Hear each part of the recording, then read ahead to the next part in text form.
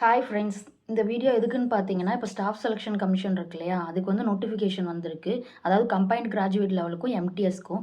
எம்டிஎஸ்க்கு வந்து பார்த்தீங்கன்னா 10th pass ஆயிருந்தாலே போதும். அடுத்து கம்பைன்ட் கிராஜுவேட் லெவலுக்கு வந்து கிராஜுவேஷன் இருக்கணும். யூஜி முடிச்சிருக்கணும். சரிங்களா? இதான் குவாலிஃபிகேஷன்.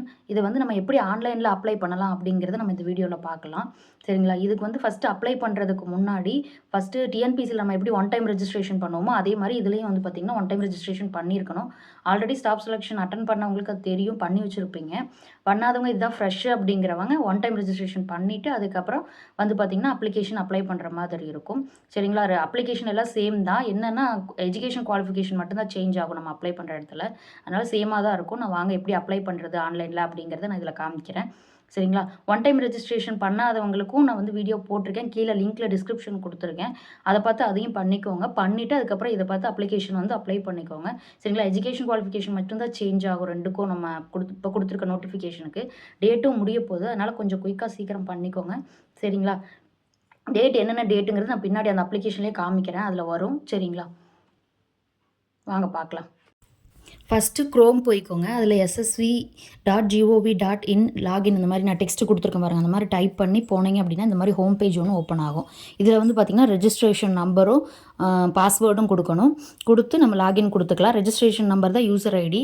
அதாவது முன்னாடி ரெஜிஸ்டர் பண்ணியிருந்துருக்கணும். பண்ணவங்களுக்கு தான் நம்பர் இது ரெஜிஸ்ட்ரேஷன் நம்பர் வரும். சரிங்களா? உள்ளே போனால் இந்த மாதிரி நம்ம டீட்டெயில்ஸ் எல்லாம் மேலேயே வந்துடும்.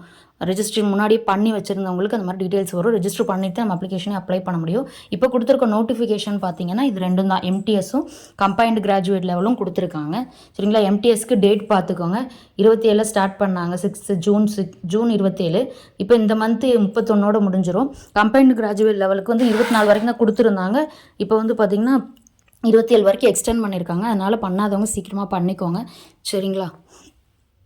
அதே மாதிரி ரெஜிஸ்ட்ரேஷன் பண்ணவங்களுக்கு தான் அந்த யூசர் ஐடிங்கிறது ரெஜிஸ்ட்ரேஷன் பண்ணவங்களுக்கு தான் அந்த யூசர் ஐடி பாஸ்வேர்டு முதல்க்கு வந்து க்ரியேட் ஆகும். அதை வந்து பண்ணாதவங்களுக்கு வந்து நான் வீடியோ தனியாக போட்டிருக்கேன். அதில் பார்த்து ஃபஸ்ட்டு ரெஜிஸ்டர் பண்ணிவிட்டு அதுக்கப்புறம் இது வாங்க. அதுக்கப்புறம் தான் நம்ம அப்ளிகேஷன் நோட்டிஃபிகேஷன் எல்லாம் உள்ளே போக முடியும். சரிங்களா? அப்புறம் என்னென்னு பார்த்தீங்கன்னா எம்டிஎஸ்க்கு வந்து 10th பாஸே எஜுகேஷன் குவாலிஃபிகேஷன். இதுக்கு நம்ம கிராஜுவேட் கொடுக்குற மாதிரி இருக்கும். சரிங்களா? அது ரெண்டும் தான் வந்து பார்த்திங்கன்னா டிஃபர் ஆகும் நம்மளுக்கு அப்ளிகேஷனில். மற்றபடி எல்லாமே சேம் தான் அப்ளை பண்ணுற இடத்துல.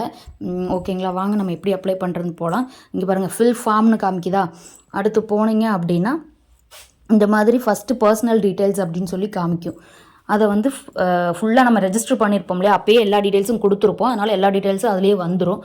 அதனால் நம்மளுக்கு வியூ ஆகும். அதை பார்த்துட்டு சேவ் அண்ட் நெக்ஸ்ட்டுன்னு கொடுத்தீங்க அப்படின்னா பர்சனல் டீட்டெயில்ஸ் சேவ்டு சக்ஸஸ்ஃபுல்லின்னு வரும்.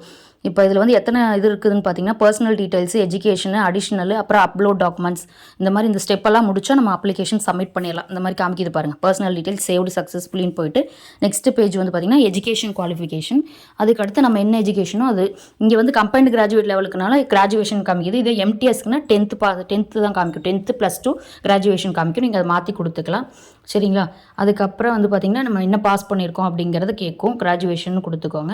அதுக்கப்புறம் பாஸ்டுன்னு கேட்கும். பாஸ்டு கொடுத்துக்கோங்க. இயர் வந்து எந்த இயர் நம்ம முடித்தோன்னு கேட்கும். அந்த இயர் மென்ஷன் பண்ணிடுங்க. அதுக்கப்புறம் எந்த ஸ்டேட்டுங்கிறத கேட்கும். நம்ம தமிழ்நாடு, நீங்கள் எந்த ஸ்டேட்டோ அந்த ஸ்டேட் கொடுத்துக்கோங்க.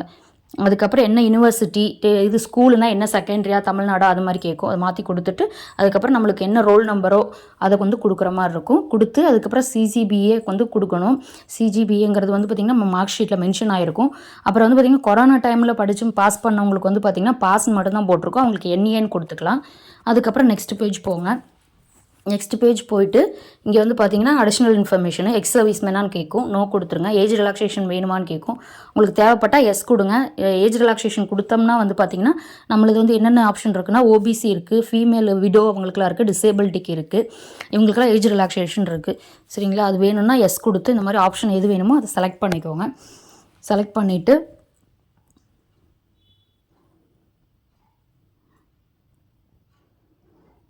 இந்த மாதிரி இருக்குது. இத்தனை ஓபிசி இந்த ஆப்ஷன் ஃபுல்லாக இருக்குது. இது எது வேணும் உங்களுக்கு செலக்ட் பண்ணிக்கலாம்.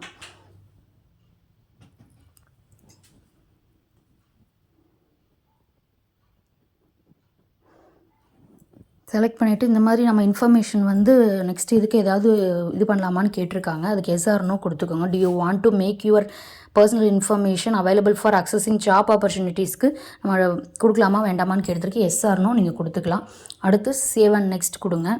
கொடுத்தீங்க. அதே மாதிரி இது எனக்கு என்ன எரர் காமிக்குதுன்னா, எனக்கு ஏஜ் வந்து ரிலாக்ஸேஷன் கொடுத்தது ஓகே கொடுக்கல, அதனால் எரர் காமிக்குது. ஒரே நிமிஷம்.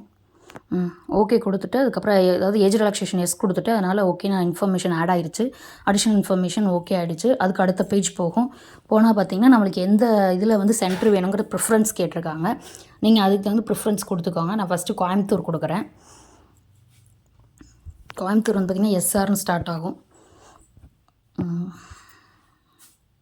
கோயம்புத்தூர் மற்ற எல்லாமே எஸ்ஆரில் தான் ஸ்டார்ட் ஆகும். நம்ம இதில் வந்து பார்த்திங்கன்னா ஃபுல்லாக எஸ்ஆர்னு தான் ஸ்டார்ட் ஆகும் மோஸ்ட்லி. அதுக்கப்புறம் மதுரை, சென்னை மாற்றி கொடுக்குறேன். மோஸ்ட்லி நம்ம ஃபஸ்ட் ப்ரிஃபரன்ஸ்லேயே போட்டுருவாங்க, அடிஷ்னல் தான் இருந்தது. அதுக்கப்புறம் டிசேபிலிட்டி எல்லாம் வந்து பார்த்திங்கன்னா அதுலேயே வந்து பார்த்திங்கன்னா இதாகிடும். அதுக்கப்புறம் நீங்கள் வந்து ஏதாவது ஃபிசிக்கல் இன்டிமேஷன் ரைட்டிங்க்கு வந்து இப்போ ஃபிசிக்கல் இன்டிமேஷன் கொடுத்துருக்கீங்களா வச்சுருக்கீங்களான்னு கேட்டிருக்காங்க. எஸ்ஆர்னோ கொடுத்துக்கோங்க. அதுக்கப்புறம் அது வந்து கீழே அதுவே வந்துடும். அதுக்கப்புறம் ஸ்டாட்டிஸ்டிக்கல் வந்து ஏதாவது போஸ்ட்டுக்கு வந்து இது பண்ணியிருக்கீங்களா, அப்ளை பண்ணியிருக்கீங்களான்னு கேட்டிருக்காங்க. நோ கொடுத்துருங்க. அதுவும் அந்த 2வது ஆப்ஷன் எல்லாமே வந்து அதுலேயே இதாகிடும். நீங்கள் நோ கொடுத்தனாலே அந்த இது வந்து இதாகிடும். அடுத்து அதே தான் சேம் போஸ்ட்டுக்கு எதுக்கும் அப்ளை பண்ணியிருக்கீங்களான்னு கேட்குது. நோன்னு கொடுத்துருங்க.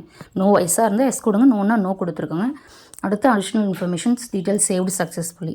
அதுக்கு அடுத்த பேஜ் போயிடும். அவ்வளோதான், அந்த இதோட டீட்டெயில்ஸ் எல்லாமே முடிஞ்சிருச்சு.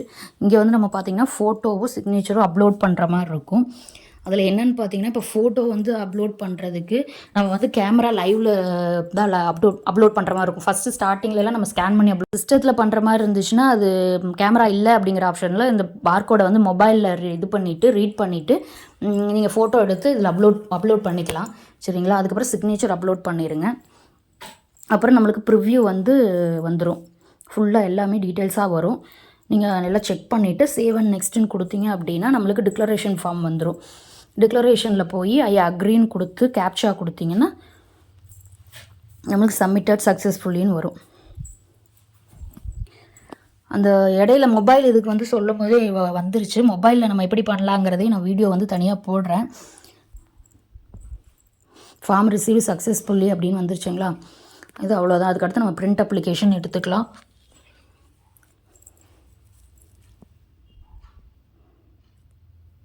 இந்த மாதிரி தான் பிரிண்ட் வரும், பார்கோடோடு வரும். கீழே வந்து பிரிண்ட் ஆப்ஷன் இருக்கும், நீங்கள் கொடுத்து நம்ம